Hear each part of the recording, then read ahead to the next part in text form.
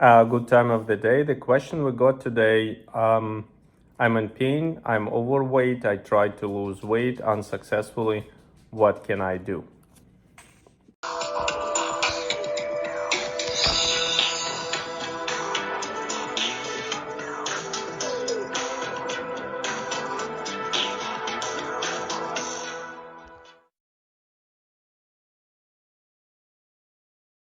Hello, my name is Zerniel Allen, and I've been a patient with Dr. Margolin for about 4 years, and he's been very helpful with me with my pain, and I appreciate him very much. Dr. Margolin is a big help. He has been a great help. A lot of things I didn't know that could contribute to hurting, joint pain and all of that. As far as your diet, he has educated me on that. I have been coming here for, I don't know how many years, but over 5 years, and he has been a big help. My name is Gina Weinstock, and I just recently started seeing Dr. Margolin, and he has been a godsend to me.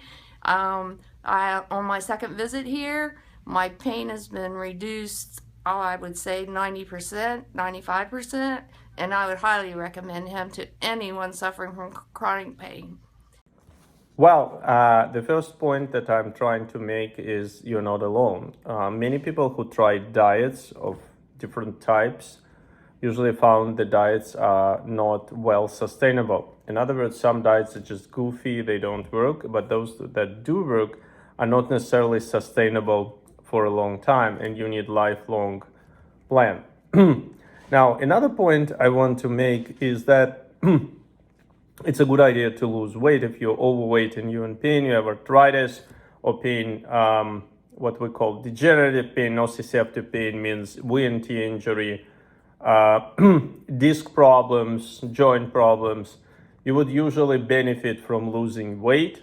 Mostly if you have joint pain like knee joint, hip joint, shoulder joint, but low back pain also to a significant extent you would benefit from losing weight. Now, what you can do if you cannot lose weight? Well, let me make a point. Definitely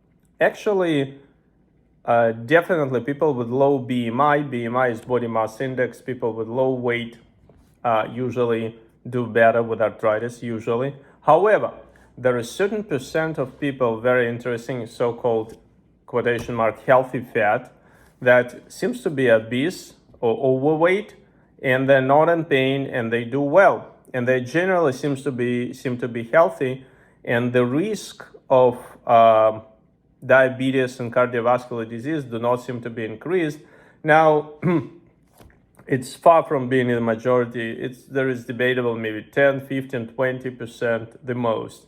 The minority of overweight people don't do too bad, let's put it this way, and some small minority even do do not worse than skinny people who are not overweight.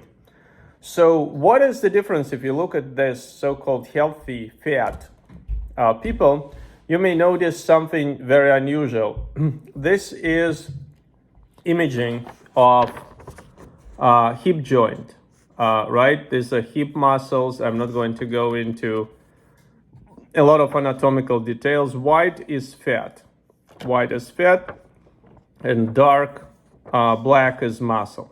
Now, if this person here on this side is healthy fat, and this person is a regular overweight person with so-called unhealthy fat. So if you look very closely, you will notice that this person, again, I don't recommend eating steak, but I'm sure people have seen steak and some unfortunately ate steaks. You see that it has marble appearance. There is white between the dark. You see that here much more than here. So healthy person, healthy fat so-called person, the fat is around the muscle. And unhealthy fat person, the fat, the white, is in between the muscle fibers. It's also around, but it's much more in between muscle fibers. Just look, this is marble appearance, this is not so much. Healthy, not so much marble appearance, the unhealthy marble appearance. marble steak appearance. What does it mean? If you go back to the video that we made about sugar, you will see that sugar causes fat to precipitate inside or between inside muscle cells or between muscle fibers. And that's the cause of insulin resistance. That's the cause of what we call storage metabolism.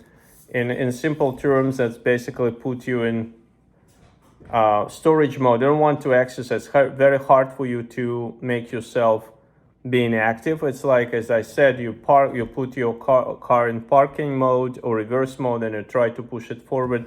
Very, very labor intense. That's why so many people fail with exercises. But if you move it into drive, it's just small push and it runs.